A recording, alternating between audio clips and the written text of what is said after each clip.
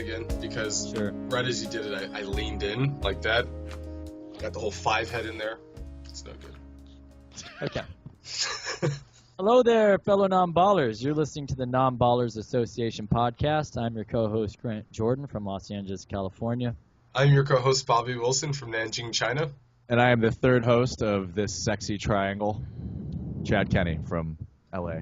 And with us, as always, the talented, the omnipresent, the Twitter king, the swashbuckling, Chad Kenny. You brought that one back, guys. It's a recall. Call back. Call back. Oh. Recall. It's not a recall. That's a total recall. That's what happens when your car is not manufactured well. Story of my life.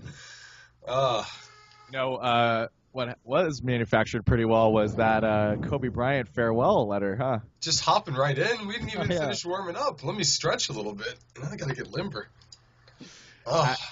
Bob, we got to get right to the point, man. This is like... It is hot news. It is hot news. So me and Chad Kenny coincidentally went to the game because the Pacers played the Lakers last night, and last minute we decided to try to get tickets for what turned out to be Kobe's first game after announcing retirement. So it was kind of random because it kind of was a whatever game, and then it kind of turned into something a little bit more important than we were anticipating. Well, the Kobe fans were on the edge of their seats, hoping that he was going to have some sort of like historic, throwback night. Yeah, and there would be like this very symbolic farewell, and we got glimpses of it. We got flashes of it. So let's take it through it. So we end up getting these seats that were, fine, decent seats, and you show up and you get. No, what is this decent seats? How far away were you? We were in the 200s, kind of like behind the backboard, but like we were directly behind the backboard, but in the 200s, but like. Not that bad though. Those are good seats. Yeah, they were fine actually. I like looking at an ISO when you're in the 200s, like in a 45-degree angle. Yeah, but it's not bad. It's just sometimes when someone's coming your way and they're shooting, you don't know if it goes in or not immediately. Yeah, that's the only thing that's just optically. Okay. All right. Oh, and I need to give a shout out to Vince Acosta, the boy that hooked us up with a really good deal on those seats. Yeah. We told him to give him a litlittle shout out. So props to him. Yeah, I was going to say, is he going to download the podcast? I don't know. I'm just covering my bases. All right. Did you ask him what his job is? He actually works for, well, I don't know. Does he want to know? Do I need to? I just want to. What was his address actual again? news. Yeah. What's his phone number? He came by today. So actually, I did meet him, which you usually don't meet people you buy stuff from on Craigslist. But last night, when you arrived at the game, you got a sealed black envelope from the Mamba himself that was different from what was on the Players Tribune poem. Right. This was only to the Laker fans in attendance that night. And enclosed were words from the Mamba that were whatever. They were fine. And so we have, you show up like, oh, okay, this is an important game. What is this? It's got this nice gold emblem. You open it up, the letters embossed lettering on it. Very classy touch by the Lakers organization and the Mamba. I was already pretty buzzed, so I didn't even care about opening it. I just saw what Graham opened. I'm like, oh, that's cool. And then, like, in gold letters, like, just right across the top. Yeah. When we first met, I was a kid. I was like just shining in gold. Yeah. I assumed you guys were lying about it, like, because I hadn't been on the internet in the morning. And when you told me that happened, I just like, all right, that's funny. You're like, we were at the official Kobe retirement game. I thought you were joking because he played so badly he retired. That's really what I thought. And then I looked up the numbers and it was like, 4 for 20 makes sense. And then I finally saw, oh no, Kobe announced his retirement on the Players Tribune. I was like, oh Bobby, my God, that's a real thing. 3 air balls, at least 2, but we definitely saw 2 clean air balls, like not even close to hitting the rim. Like, how does that happen? It's a legend. I don't know. It's sad, And I hadn't been to a non-Clipper home game in a very long time, and I forgot now. Those Laker games aren't really still a sellout crowd. It was a low energy environment till the end of the game. Mark that down as a as Chad's first Clippers reference. We got that within 5 minutes. Yeah, that was nice. It was good. Oh, you should have heard the references I was making during the game. Should I have? I heard that reference made 50 different times, so I think we covered basically all of it. Good. So we show up, you get this. Actually, so we gave this to the guy who gave us the tickets last night, Vince. So that was the reference for that part. But, so the game was pretty much a non-event. Pacers got up by 20 early. Right. Chad was on his phone for the first 3 quarters until his phone died. And then the fourth quarter happened, and Swaggy P got hot. And the Pacers seemed to be on cruise control and let it get closer than it should have. But it set up just a perfect evening for yours truly. Paul George having 39, the Pacers in control, never seeming like they were going to lose even when it got close, and giving the Mamba an opportunity to be the Black Mamba one more time in front of my eyes. Oh. And so he hit a big 3, then came down and hit another ridiculous 3-pointer after playing one of the worst games of basketball I've ever seen in my life. And he cut it to 1. Cut it to 1. They foul Paul George. He makes both his free throws. And then if you saw the highlights, Kobe has an opportunity to tie the game. And when he made the 3 to put it to 1, they might as well won the championship. The place was going bananas. Oh, bananas. It was insane. I didn't stand up. I jumped out of my seat. He jumped out of his seat. I didn't stand up once the entire game. I was so excited when Kobe hit the shot. It was amazing. And then he comes back, and just as amazingly, he has one of the most beautiful air balls I've ever seen in my life. Wait, he airballed the final shot? I didn't know. He airballed the game to tie it. So he hits the huge 3, and then he follows that with just a magnificent airball to tie the game. When Swaggy P went on this tear where he shot, I think it felt like 7 consecutive threes. Oh, God. So Swaggy just went into full, and Kobe, they took him out in the fourth quarter. He didn't bring him in until the end, which was, insane. So Swaggy starts doing Swaggy P things, and the crowd is just you're just popping with excitement. Yeah. And I almost felt like, is this all a joke that everyone is in on? Right. But I mean, he was the only source of entertainment that the Genie and Jim Buss provided their fan base. Well, they got Hibbert. Oh, right. Man, don't forget about Hibbert. All right, redemption game. So that was the game experience. But how are you processing now, a day later, the idea of an NBA, a Kobe-less NBA next year? Chad, are you going to be able to? We were talking about it last night, man. I just feel like I've been very fortunate to see such great players, but Kobe is by far the best, I think, of his generation. I still think just impact-wise, he's more important than Tim Duncan. But we were talking about how he always wanted the scoring record, and maybe that's why he may have overstayed his welcome. And he was able to break a lot of the big scoring records that were ahead of him. Passing Jordan. You can argue he's the greatest Laker of all time, just by consistency. But yeah, it just sucks. It just sucks because the guys who have those records, they're durable guys who are in great systems, and a lot of them are big men, and they're able to play later in their career, like Malone and Jabbar and Duncan. But Kobe, the decay between 2 years ago and now was just so evident. It's just hard to watch. We even considered him like an actual NBA player. I thought I had seen the worst last year, and with what was going on. But man, just even last night, seeing that in person, it's almost like, wow. If he would just accept a smaller role, though, and just shoot open shots, he could potentially break the scoring record at, playing, 15 minutes a game and scoring 10 points instead of 30 minutes a game, taking 20 shots and scoring 10 points or whatever he scores. They were really, you could tell that Scott was trying to use him like a utility guy. Yeah. In the second half, and it was like a Swaggy P-centric offense. Obviously, that's going to win you 50 games. So, Byron Scott's got a good offensive system. Set it up. Kobe had a few nice setting up people. He mostly just jacked up shots, and he's scared to take any shot in rhythm unless it's a 27-foot 3-pointer because people let him shoot. But anything else, he has to pump fake at least twice before he just doesn't have his legs. He clearly doesn't have his legs. Well, he doesn't have his legs, but he also is creating shots, which is the bigger problem. Of course, you're gonna have to pump fake when you catch the ball and the guy's on your back. You're turn and shoot. Yeah, you would have to be able to jump like a 29-year-old, whatever that means. But I was listening to an interview today, or reading an interview today of Mitch Kupchak, and as much as when you observe the team, it's one of the most directionless teams in any type of normal, logical way that you've seen. There's nothing to back up the way they're approaching anymore. Kobe, who's an irrelevant player at this time, except for the fact that fans come out to see him, but as far as wins and losses or anything like that. And then all these young guys who, when we went to the game last night, we were shocked that like Russell wasn't getting any. Like, it was a close game. It would have been a great time for him to get some experience down the stretch. Just of the put game. Russell in.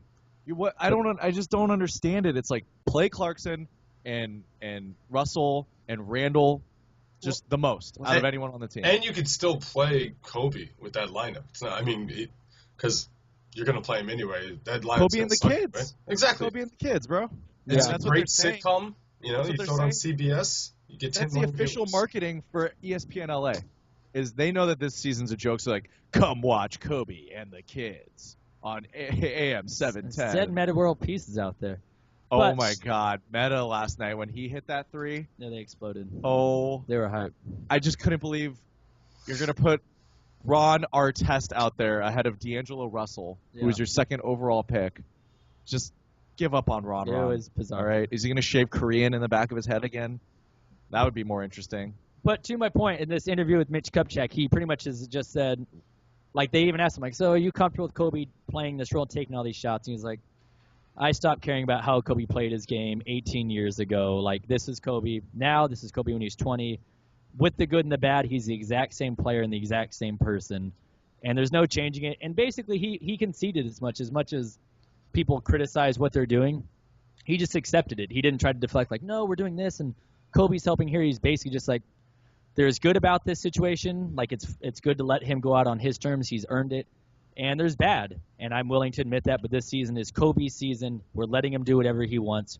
We're gonna rebuild next year, and they're open about it. They're not hiding from it, which I thought was cool because now people don't need to speculate like, what are they doing? They're so dumb. It's like they're not dumb. They've chosen this direction, which maybe it is, but it's not based on any type of delusions or anything. They know what they're doing. That's just what it is. And they don't have they have talent. Like obviously they have Russell and Clarkson and Randall, but it's not like the T-Wolves who have Wiggins and Karl Anthony Towns. You know, like the young guys on the Lakers could develop into being solid rotation players, but it looks like through, 2 seasons of Clarkson and a small sample size of Russell and Randall, they're not going to be franchise-changing guys anyway.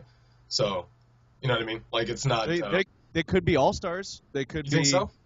I think Randall... I mean, we don't know what the landscape of the NBA is going to look like in 5 years. Are we going to... We've been pretty blessed with some of the greatest players of all time, but you don't know if... all signs point to all these guys are going to be great, and it's still going to be a great NBA for the next 10 years, but...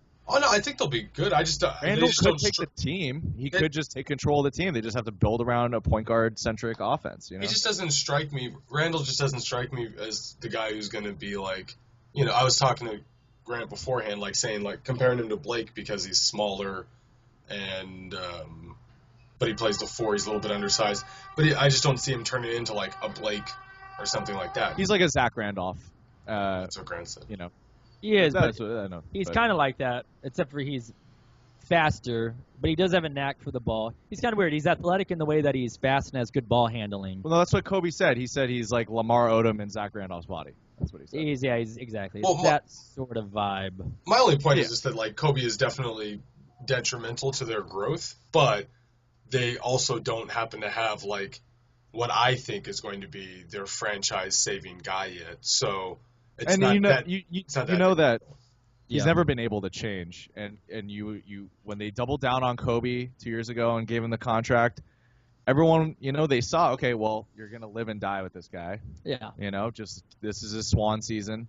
And the thing is like, remember that season? I think it was D'Antoni's last year, or it might have been his first year, where Kobe was averaging all these crazy assists, and then he was getting triple doubles before he got hurt. And it was almost like he was doing that to spite people, He'd always do weird stuff like that. But it was the only time I'd ever seen someone rack up those kinds of numbers and not make his team better. It was like when they lost in that second half of that Phoenix game where he just passed. He didn't take one shot the whole second half. Like, and he's trying to punish people or something, like And that was the kind of stuff about Kobe's latter years that I'll remember. And I still. Well, I guess because it is a kind of historic thing, we weren't sure it was going to be this definitive, maybe not even this early through the season that he was going to say this. But, I mean, I want to go over maybe each of us go over like one. Well, I think we're the wrong three guys to go over. I guess my first Kobe Bryant moment would be no, I got some moments. Was in I've told this story a bunch of times. I think it's 1998 when they're playing the Jazz, and the Jazz the second time they're about to go to the finals versus the Bulls, and Kobe airballed three pointers and missed a fourth one. And I was really angry because I didn't understand why he got the shot instead of Nick Van Exel or Eddie Jones. This is back when I liked the Lakers. And that was my initial Kobe dislike. That's the initial reason why I didn't like him. It's because he airballed those threes and he got the shots over Nick Van Exel. Well, see what you did here, Bobby? You just described it's like a perfect symmetrical career.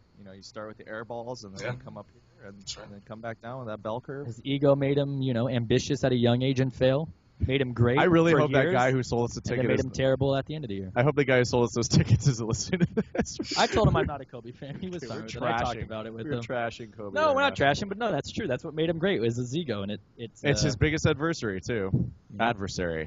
Both of yeah, those. I mean, yeah. But so, anyways, how do I feel about Kobe retiring? To answer your question, I'm from 5 minutes ago. No, we went off on so many tangents. I just was going to bring it back home for. You don't even have a Kobe. You don't even have a good Kobe story. I do. When he beat the Pacers, that's my good Kobe story. I never liked Kobe. I don't remember him fondly. I give him credit for being one of the best players ever. I think one of the most remarkable Kobe moments that I loved was the last day of the season in 2004, the Rudy Tomjanovich season. They were sitting all their guys, all the older guys except for Kobe, and they're playing the Portland Trailblazers in the Rose Garden to win the Pacific Division title. Winner of that game wins the Pacific, right? Gets home court advantage. Kobe goes ahead, hits a three to send the game to overtime at the buzzer, right? Yeah. And then they're down by 2 with 1 second left in overtime. He catches it, hits a three to win the game. And like that was like one of the coolest. I'm sad because horrible. I just don't think you're gonna see stuff like that. Like occasionally, like what LeBron's You're buzzer see beaters game never. winners anymore. LeBron's buzzer beaters never really. Game winners are done. They died with Game Kobe. winners died That's with it. Kobe.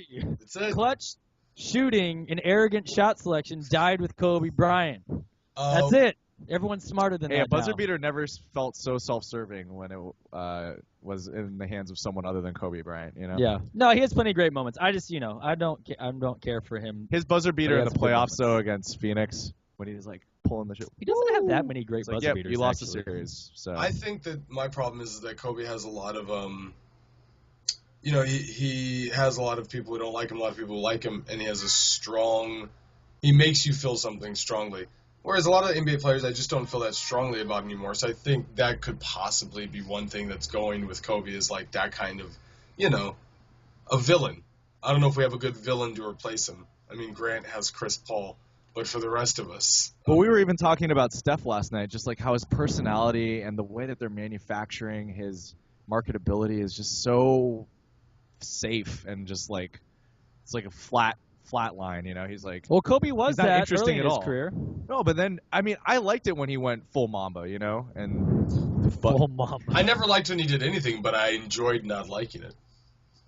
Right. You know what I mean? But he created all the. Let me just put it in the words of the Mamba from yesterday, the letter that was basically hand delivered to us from Kobe Bryant, essentially.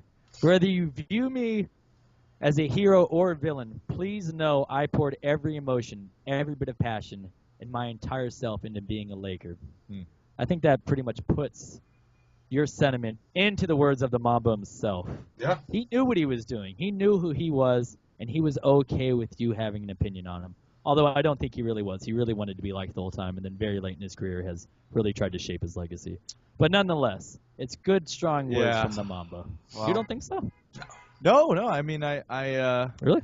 You don't think he struggled with like his identity and how he was perceived more than like how some people can take it in stride a little better? Yeah, I think that he wanted to be loved. I don't think he cared if he was loved. Really? I think he just wanted to be famous. I think LeBron wanted to be loved more than Kobe. Yeah, That's I think for it's sure. matters a lot more for LeBron.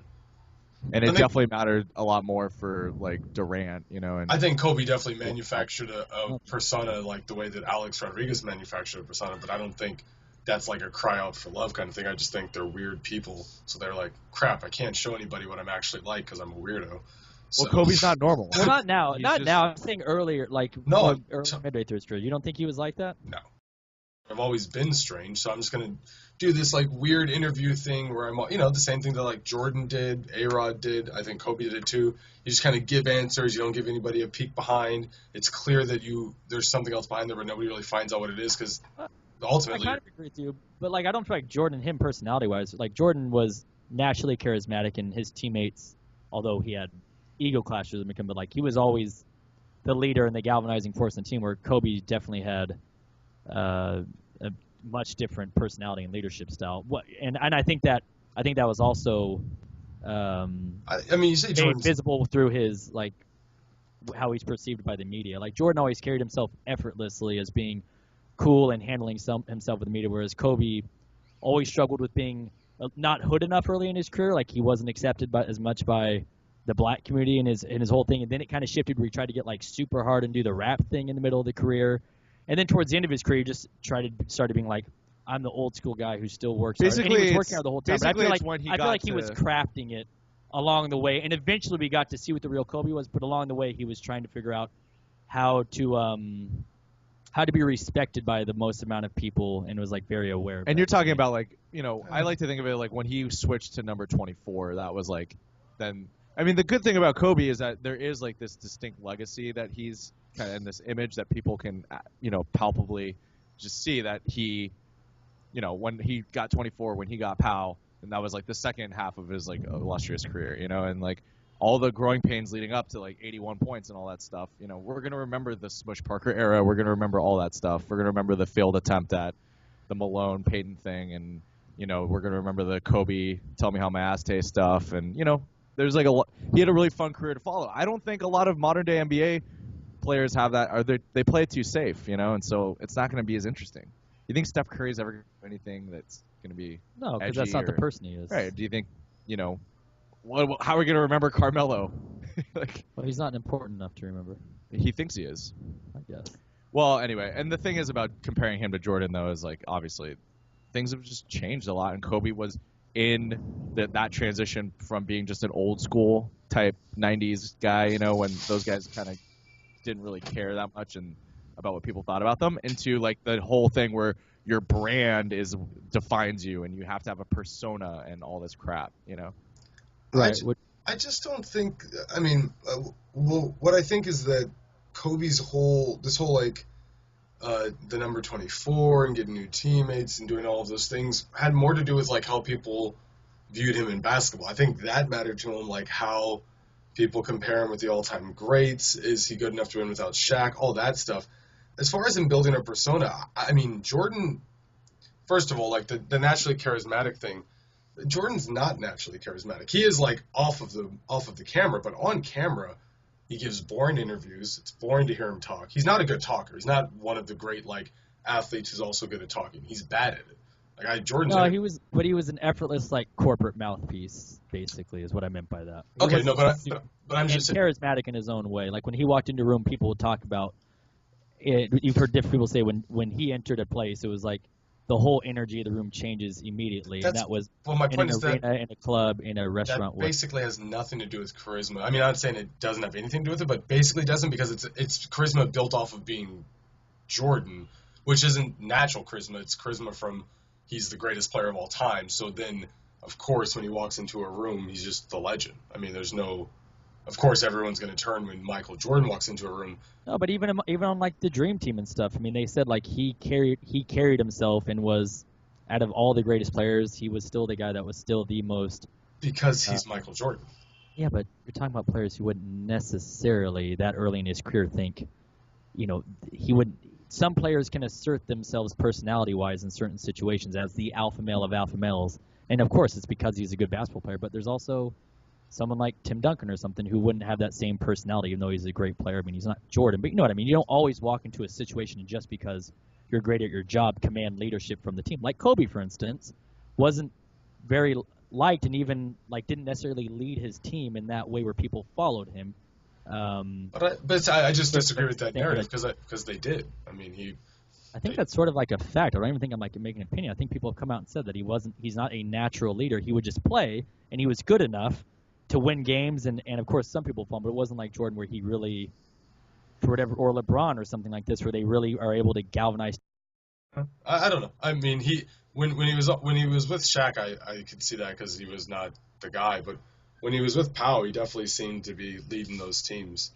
So Yeah, I I thought, mean he had some remarkable he had that remarkable season where he hit like 6 buzzer beaters that year, and every night you wanted to watch Kobe. You're like, what is he gonna do tonight? Is he gonna do it again? And that was the kind of stuff I enjoyed with him. I mean, let's look at this. He's obviously one of the top 5 guards of all time. I think if Simmons had said right now, it's probably in this order. Michael, MJ, Michael, Magic Johnson, Kobe, and then West and Oscar Robertson. He said Steph Curry is the only current guard that could probably crack that 5. But I mean, Kobe do you think he's better than? Do you think he's a greater player than Tim Duncan or a lot of people of his generation, like LeBron and like those people shortly after? I don't know. It's. I've always figured out where to play. I've always struggled where to place him. I mean, he's a top 10 player wherever you want to put him. It just depends on what you weigh. You either weigh like the peak greatness or which Kobe had. He also had some longevity, but he also had some really down years and stuff that was detrimental to the team and the organization, like we've seen towards the end of his career. Tim Duncan has sustained this thing the whole time. How much do you think championships Depends, really matter? The amount of championships. A lot. I think that's mostly what matters. So Bill Russell, you would say, is probably like one of the top 3 greatest players. I wouldn't say that, but I understand if people do, because it's hard for me to. Because Kobe does have 5. He has more than Shaq. Yeah. Right. So you would say that he is higher than Shaq. His career was better than Shaq's. I don't think he was better than Shaq for peak seasons, but his career was better. Shaq is a horrible example because he's the ultimate this guy should have won 10 championships and 10 MVPs. But the actual output of what he did wasn't as great as, if you just took Shaq for one season, he's the most dominant player besides, Wilt or Michael. But even then, it's who's going to beat a focused, in-shape, prime Shaq? Nobody. Who could possibly stop that? Right. That's why the greatness, the greatest players argument always gets so convoluted because then it's wasn't Wilt Chamberlain a pariah and just unbelievable? But no, he wasn't a winner. The thing is that I don't care about a lot of that stuff. The winner thing I care about, but the personality thing. I was reading the Kevin Garnett article that was written by Jackie McMullen on ESPN.com, or for the magazine actually, and I emailed it to you guys, and they're talking about Kevin Garnett psychologically breaking down one guy, at the end of the article, a rookie that showed up he didn't think he went hard enough, so Garnett and he started yelling at him at one of the practices, and the guy was physically kind of scared, but whatever. Nothing came of it, but he didn't respond to Garnett's yelling the way that Garnett would have liked. So Garnett just decided, all right, I'm going to break him, and just rode him for 20 or 30 games, blah, blah, blah. Long story short is this guy ends up getting traded and he's out of the league in 2 years. He says he doesn't blame Garnett for it. The point is that great players have this intensity and they do weird stuff, and they can be like Tim Duncan and be really inclusive, or they can be like Garnett or Kobe or something, and their egos or their intensity turn people off. But ultimately, it depends how these people change. Because Duncan wasn't very inclusive.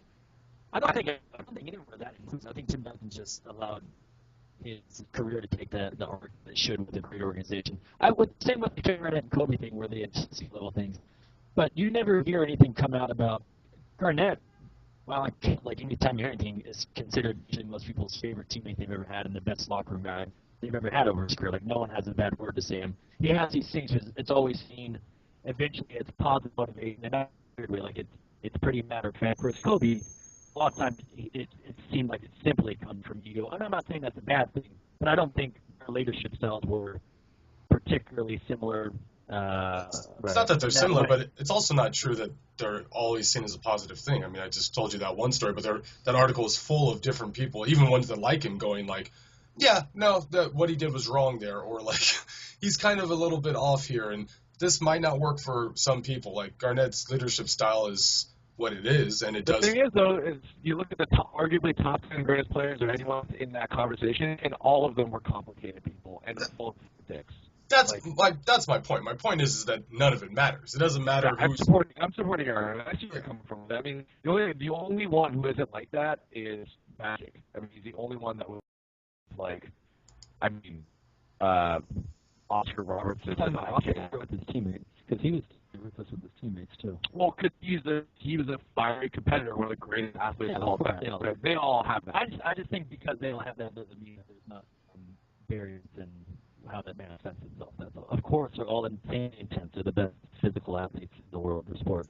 No, but not just insanely intense, also like hard to get along with. I'm saying that most of them were. I don't know about all of them, but I'm saying that if a person is a great player and is hard to get along with, it's not really a knock against them to me.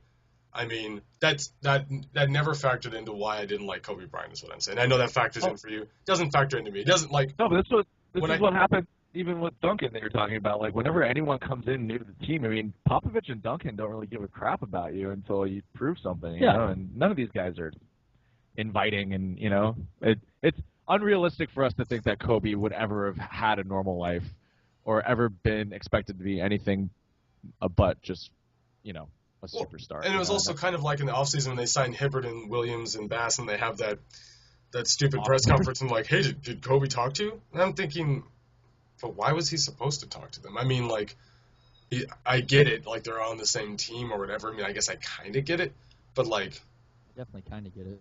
Kind of. I mean, no, I mean, like, I agree. At this point in time in your career, you know the lay of the land. I mean, he's going to call up Brandon Bass and take him to Buffalo Wild Wings and I'm not saying he's got to like anything crazy. You're going to go to Dave and Buster's and win some tickets. Simple, like a little. Cool, man, no, but the thing is that he probably wasn't happy with those acquisitions. Yeah, he probably was very disappointed in the organization. I wouldn't call I Roy Hibbert understand. I don't hold it against him, but at the same time, it's just I don't even know how that got on the topic. I don't really care about that. No, but yeah, I brought it up to say it's kind of weird. I brought it up to say that like I just think it was an odd question to ask in the first place of those guys.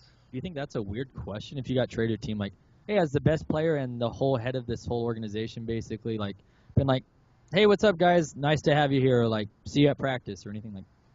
Not looking for anything amazing, just like. But I mean, like, did he recognize that you are now playing basketball with him? Is there a welcoming press conference? Like, hey, has Kobe talked to you yet? I mean, like, he'll probably talk to them when they show up. Like, I don't know. Usually, when you see when somebody hires on Twitter or whatever, like when someone gets signed by a team, you usually get like, good to have you on the team, or like it's just normal. It doesn't even mean anything. It's just like a formality or something. Obviously, Kobe doesn't care. I guess maybe you see it. I'm just saying, like, it just depends. Would they ask the same? Would they ask the same question for whoever the Spurs signed this offseason? Like, even with LaMarcus. Sure, they were like, LaMarcus, hey, have you heard from Tim Duncan about you being signed to the team? You don't think you don't think that was one of the first three questions they asked? Oh, come on. All right. No, we're getting a little off topic. You know that Kobe definitely contacted D'Angelo Russell and Larry Nance Jr. after they were drafted. That's definitely been confirmed because Larry Nance had to talk to Kobe because he felt really bad about the rape tweet that he sent out like 3 or 4 years I'm pretty sure Kobe still hasn't talked to Roy Hibbert. Pretty sure he's like, well, the thing is, I'm fine with him not doing it. I'm just saying asking the questions just a totally. I thought it was. I don't know. Question. I think it's a little strange. I guess. But yeah, I mean, we can kind of put a ribbon on the Kobe talk. I think we've covered. Well, I don't know. See, I told you we'd have plenty to talk about with Kobe. We just talked. It will go on and on. I mean, the thing that we could talk about the most is just the way that Laker fans, specifically Kobe fans, are just receiving this. And I understand that. I have no empathy for those people, so.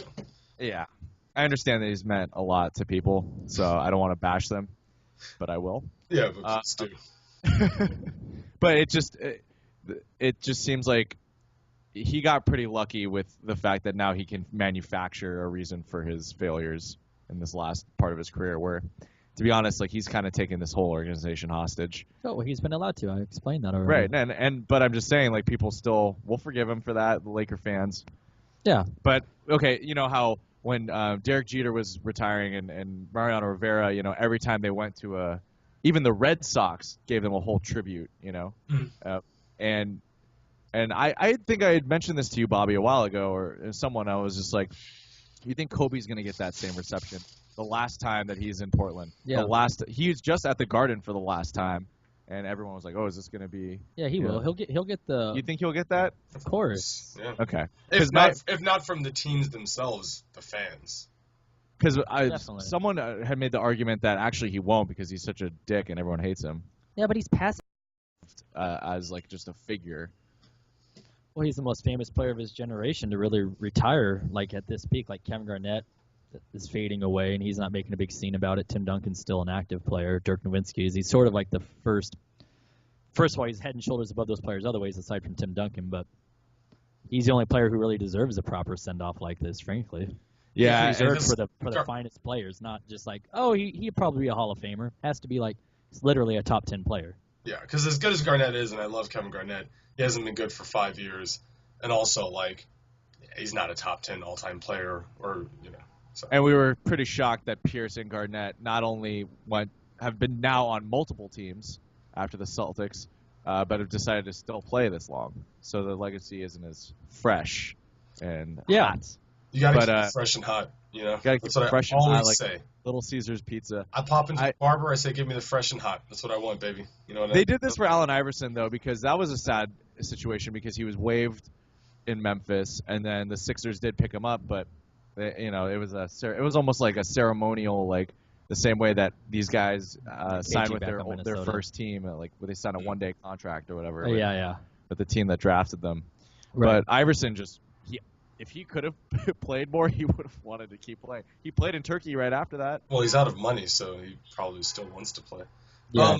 But as Chad was trying to do, and as both of you were trying to do, but I kept talking, we are 35 minutes to the podcast. We should get to this, the next topic, unless you have anything else to say about Kobe. Nope. Chad, any final remembrances? All good. Okay.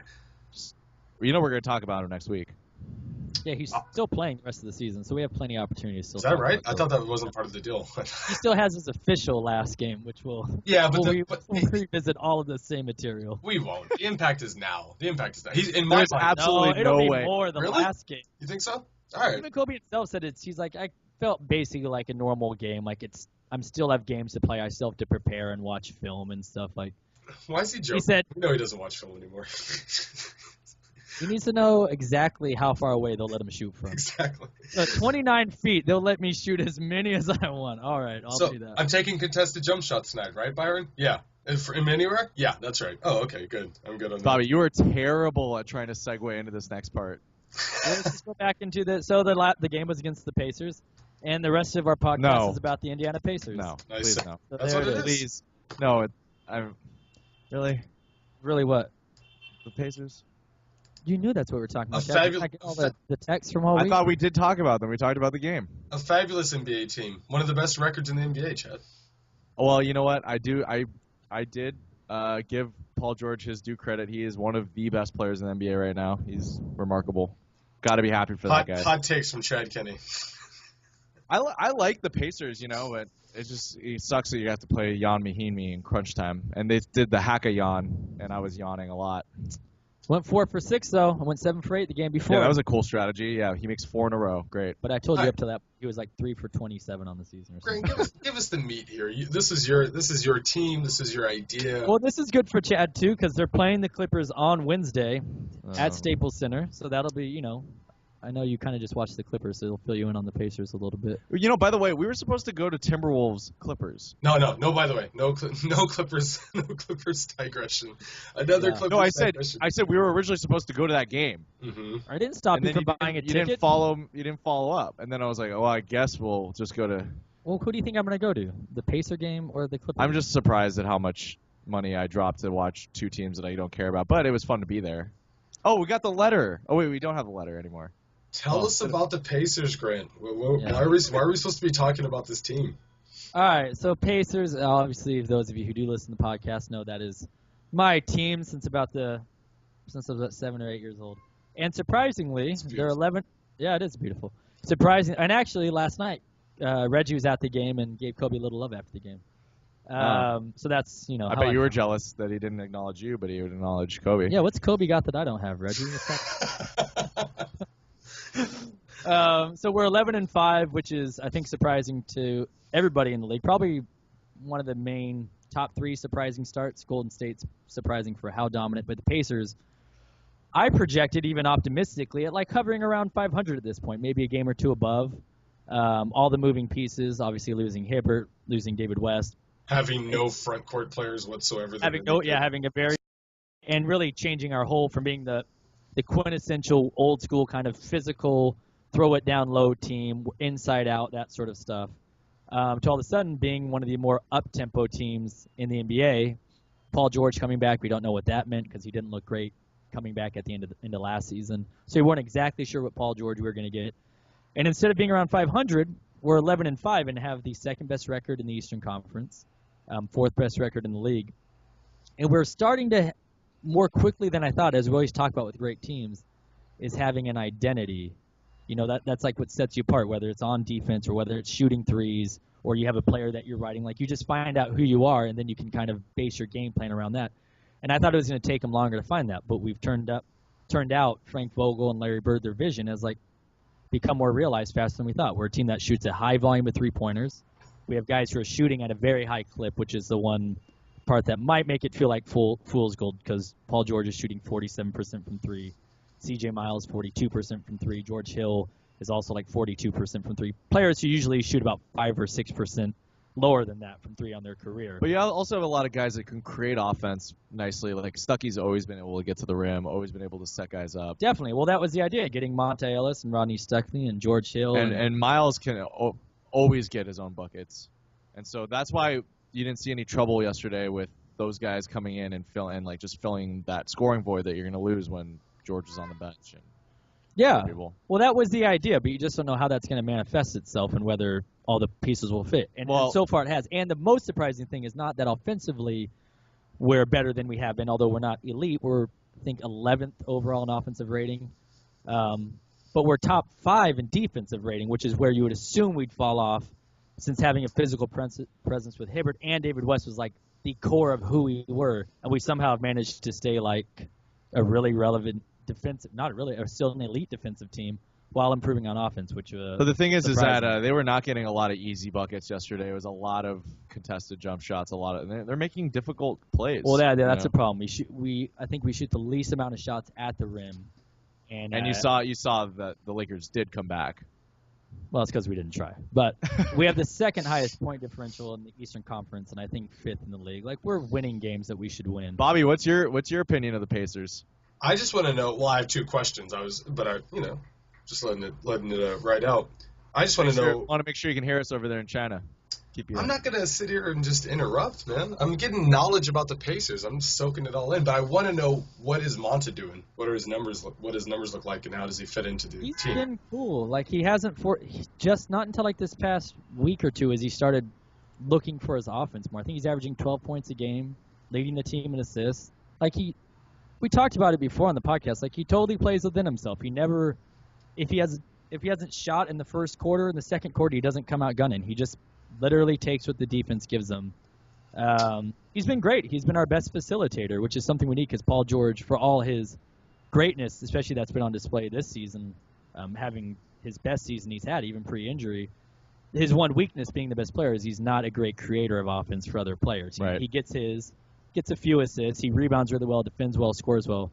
Monte, it's nice to have someone who likes to facilitate even more, because even George Hill is a willing passer, but not a great facilitator. Paul George is averaging like 8 rebounds a game? Yeah, 8 rebounds. Pretty nice to get that assists, production from the 2-3. 27 points. So he looks crazy. But yeah, Monte Ellis has been a great fit. Like, all the small little lineups that we have, a bunch of people who are like 6'3" to 6'8", physical, can create their offense, which is what I liked when we did our preseason thing.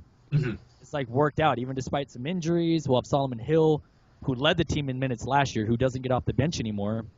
Against the Bulls, we were undersized because Jordan Hill didn't play, and he came in, hadn't played basically all season, played some small ball 4 for us. Like, we have strange depth kind of due to the fact that we were so bad last year. We still have some players who are familiar with how the team works. So, yeah, we're going to come back down to earth. We're on our first West Coast swing. We haven't played a bunch of great teams. But definitely, I mean, even if we're a 3 or 4 seed, right now we're the 2. I'd be happy with that. What was your second question, Bob? The second question was going to be exactly what was Paul George's numbers, but he just gave them, because I wanted to marvel at the 3-point shooting. And 47% from 3 on the season, which is crazy. 8 rebounds coming from your shooting guard, small forward, who probably plays a lot away from the basket. So has Vogel? I don't think I've actually watched I watched him play the Bulls the second time they played the Bulls, because they played the Bulls twice, right? Yeah, we lost the first. Vogel time. now with Well, my question, did he Always has been. What's the offensive game like? Like, what do the actual sets look like? Are they running better sets than, because before, they didn't run the best looking stuff. Yeah, I mean, well, there's a lot more pick and roll action, like the Ian Mahimi and Monte Ellis. Like Monte Ellis is finally starting to get involved in pick and rolls more and get more comfortable in it because he's one of the best in the league at it.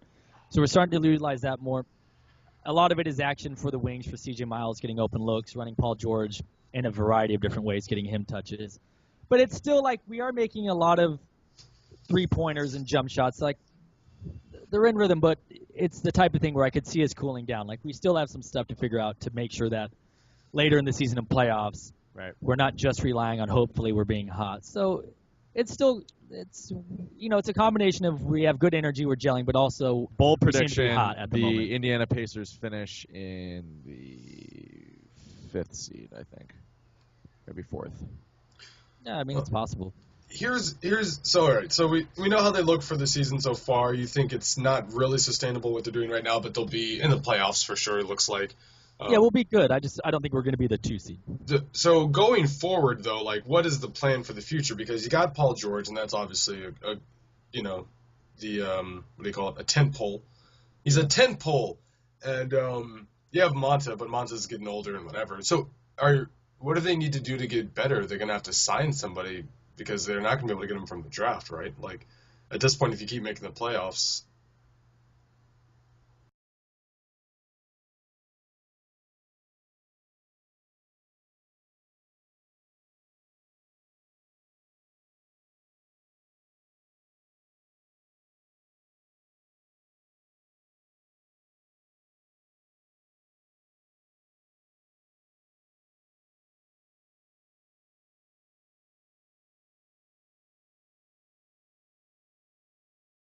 So we know how the Pacers look for the season. You think that they may or may not be able to keep it up and stay where they are. Or well, what's the long term?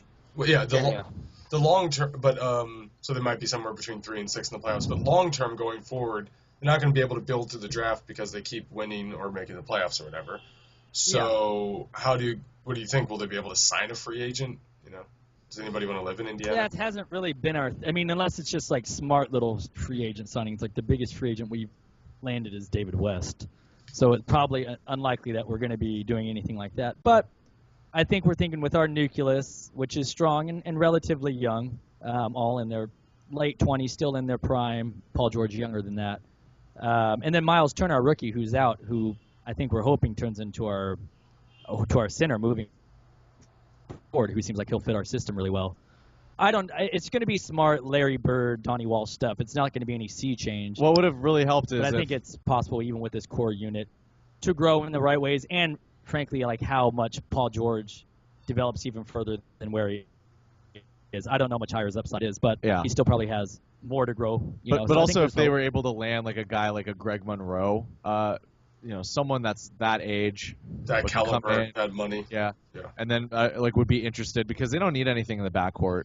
You don't really need a ball dominant point guard when you're gonna have the ball in the hands of Monte and Paul George for 20-30 minutes. Plus, they already have George Hill. They need like George Hill's better than is a pretty good. I've always felt like he's like maybe like a top 20 point guard, but he's certainly serviceable. Is the thing? Yeah, he's a good 3-point shooter and he's a great defender. I mean, Pop loved him. We know that, and he's always been able to contribute in a lot of different ways.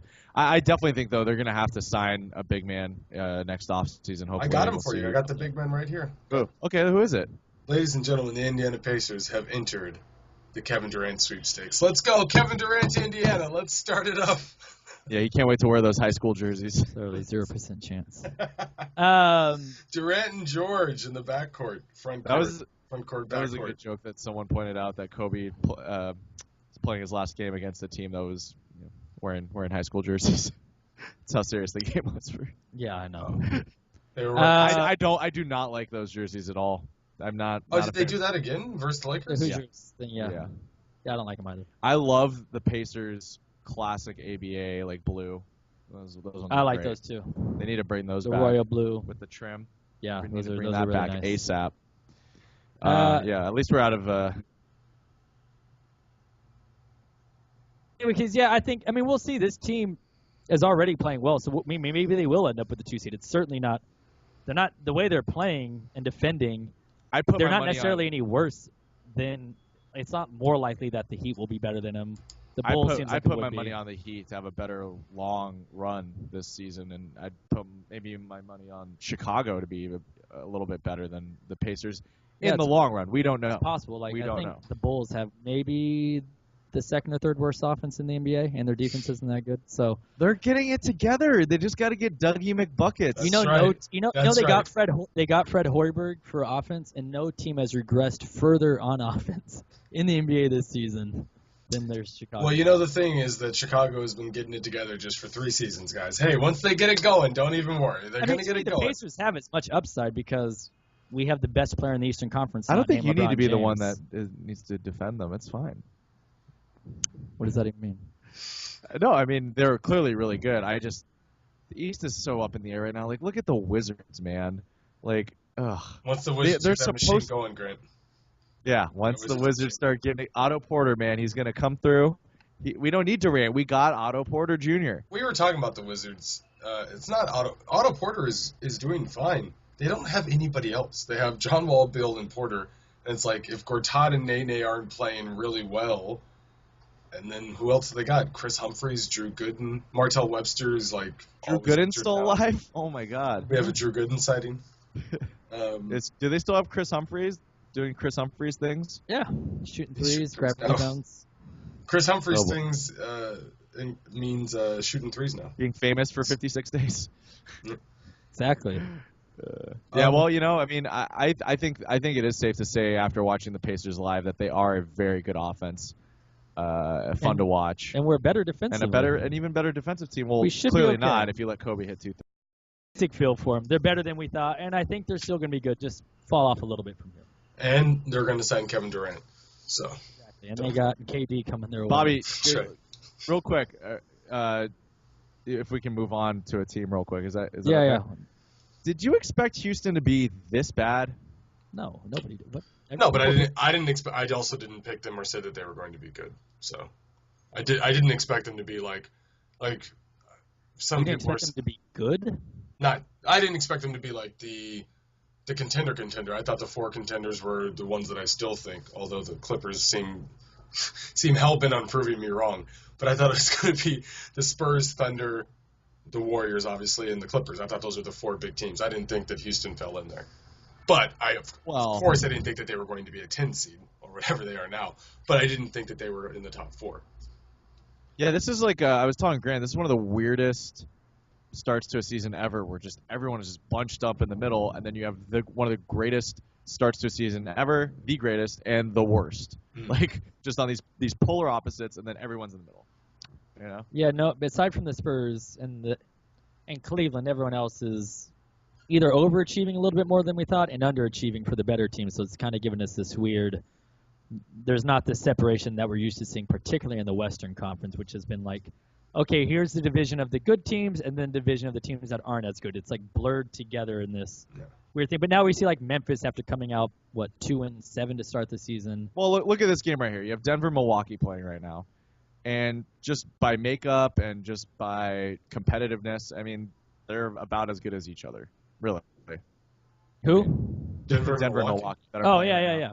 And so you get matchups like that more often now, though it's just the way that the league is this year. Like Thunder Hawks, that's a great example. They're both kind of elite teams, but kind of not. They're both not playing as well as... Thunder are playing pretty well when they're healthy, though. Right. And Atlanta is actually playing bad right now.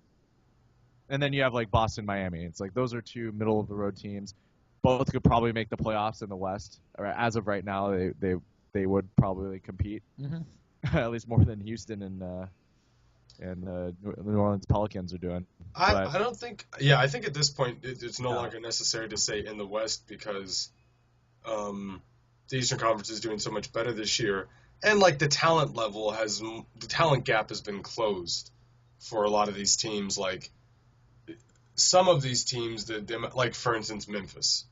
Yeah, Memphis is really talented, but when you start to break it down, it's like they got a really old power forward, so he kind of doesn't count, and they have Marc Gasol and Mike Conley.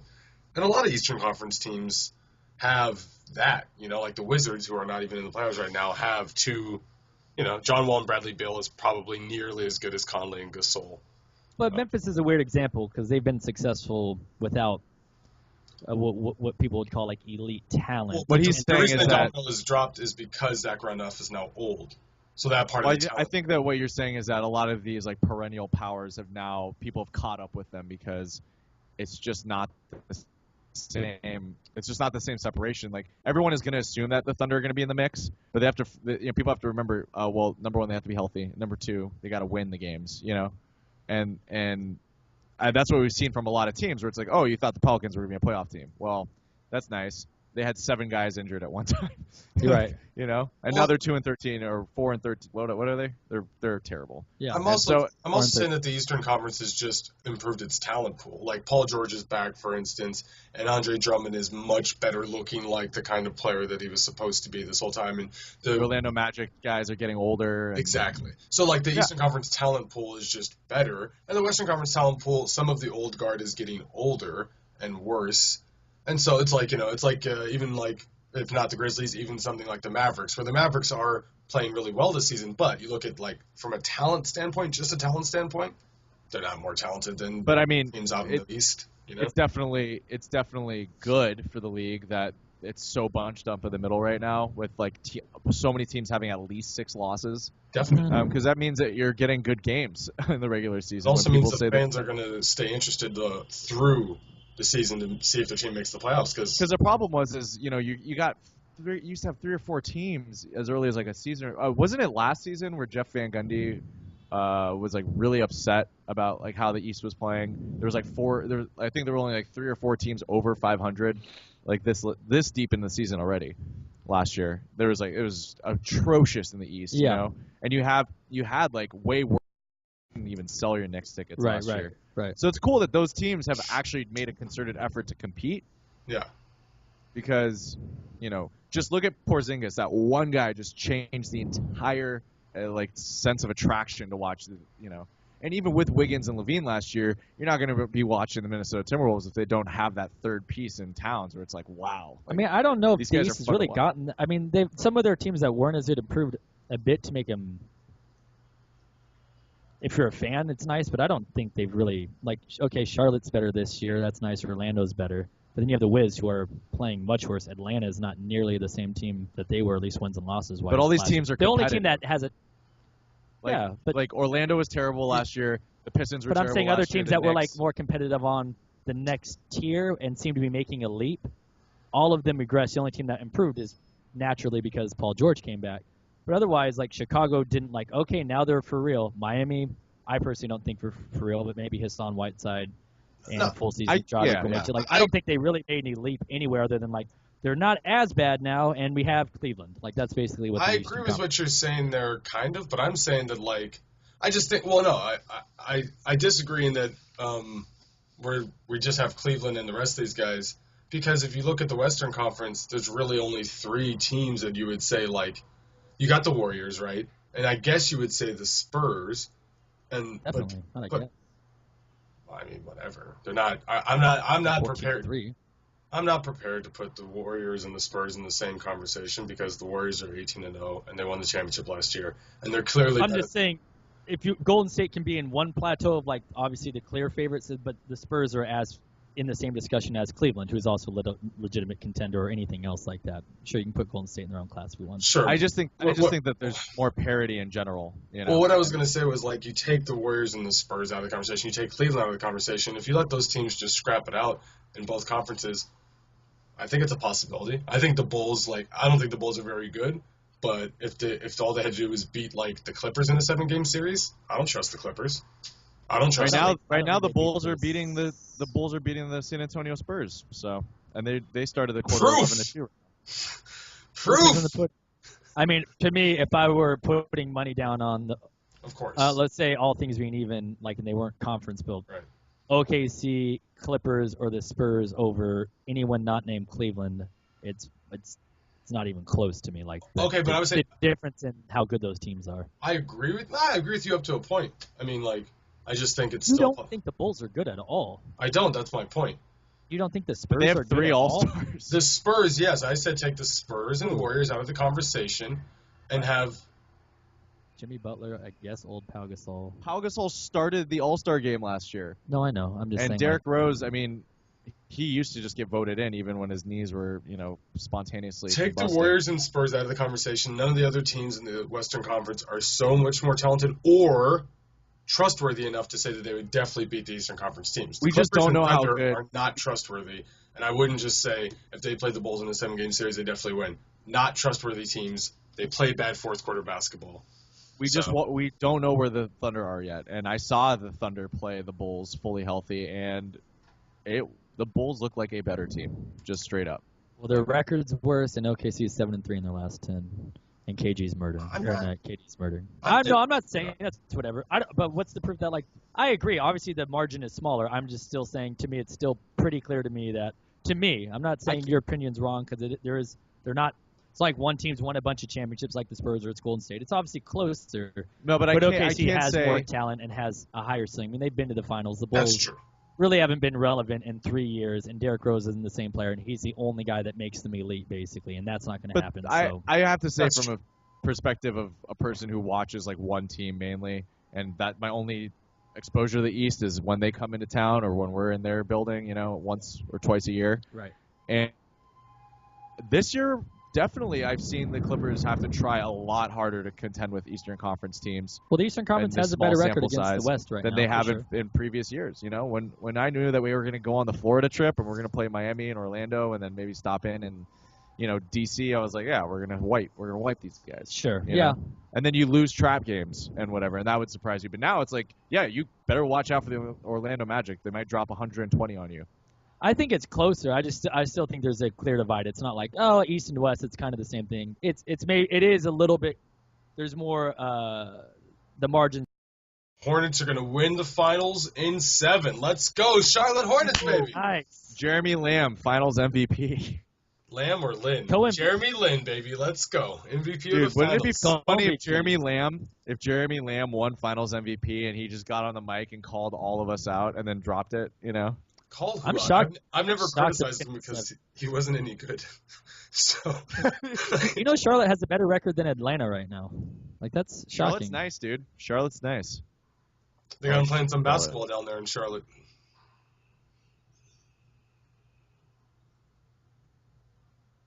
Well, I'm surprised with that because they're hooping. They were so bad last year, and they still just botched these drafts. They got Zeller and Kaminsky coming off the bench now. Those are your last 2 lottery picks. The other one you traded to the Blazers. We're calling Kaminsky a bust already. It's 15 games this season. He's all right.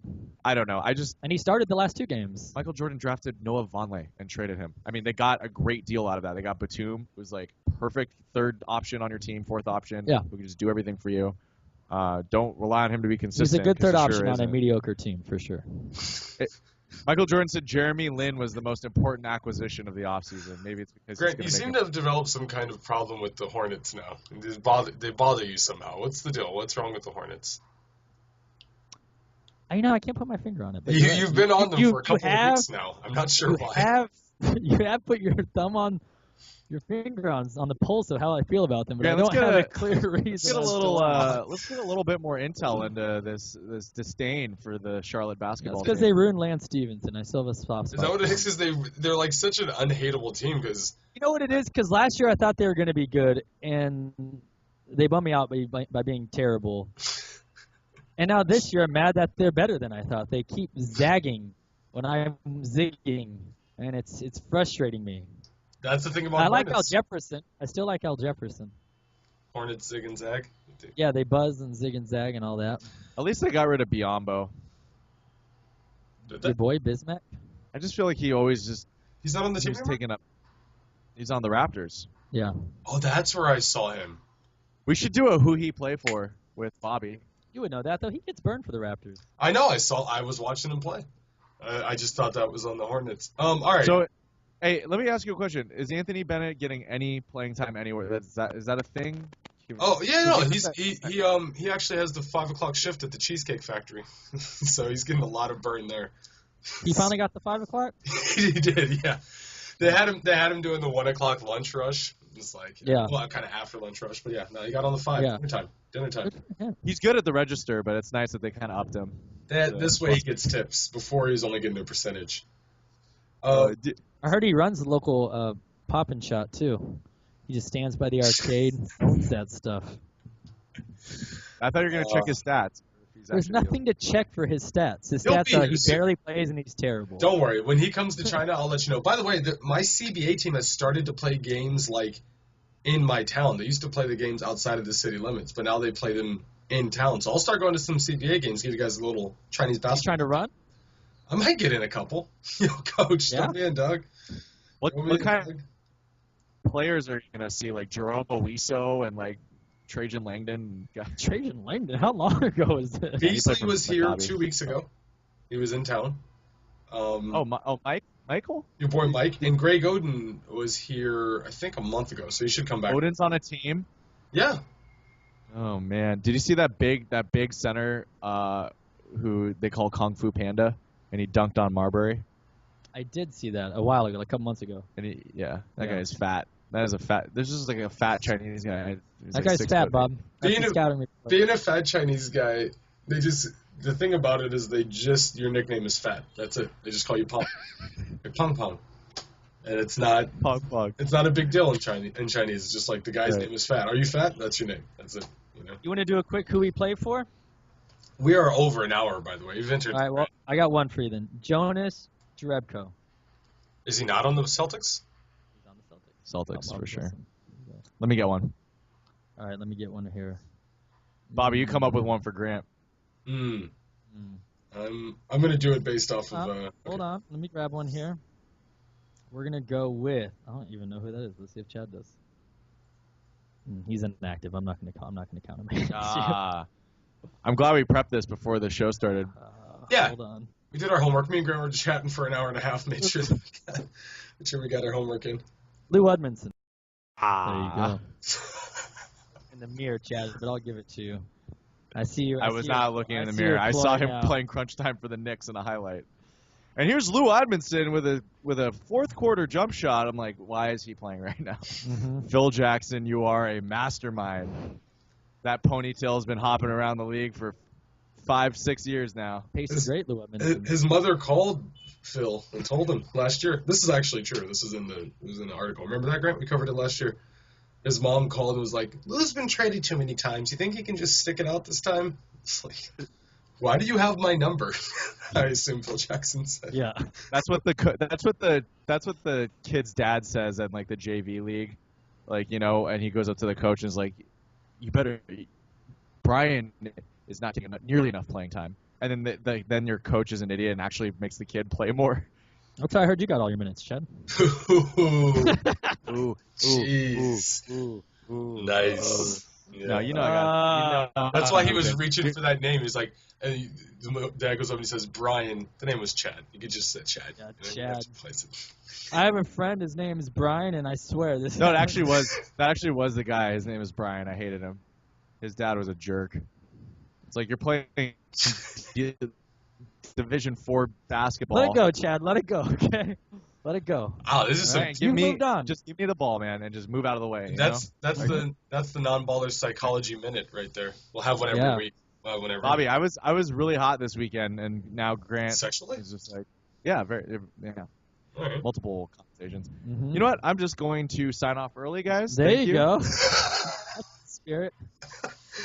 I'm going to sign off as well too. I got this Pistons Houston game is heating up here. Oh, and I got a snickerdoodle recipe. Yeah, they'll be as hot as those piping hot cookies. Oh yeah, that sounds great. Okay. All right, yeah. Well, let's sign off then. Thank you for listening to the Non-Ballers Association. You can find us on Twitter. You can go to our Podbean, nonballers.com. You can go to the YouTube channel, Non-Ballers Association, Redbubble, also Non-Ballers Association. And, look us up, subscribe, share this on Facebook if you like it, share it on Twitter, what have you. We would appreciate the love. And that does it. So thank you for listening. I'm Grant Jordan from Los Angeles, California. I'm Bobby Wilson from Nanjing, China. And I'm Chad Kenny from Los Angeles, California. Woo! Thank you for listening. No more woos. Peace. That is the last time the woo will be done. Mm-hmm. Woo woo. Yeah.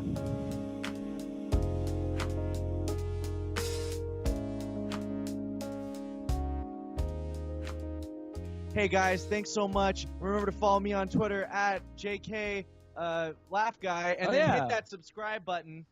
Hey man, if you like what you see, you hit that subscribe button. Can you check out my video? Check out my breakdown of Anthony Davis's failures here, and if you like that, check us out here. You know, you have to have multiple things for people to interact with.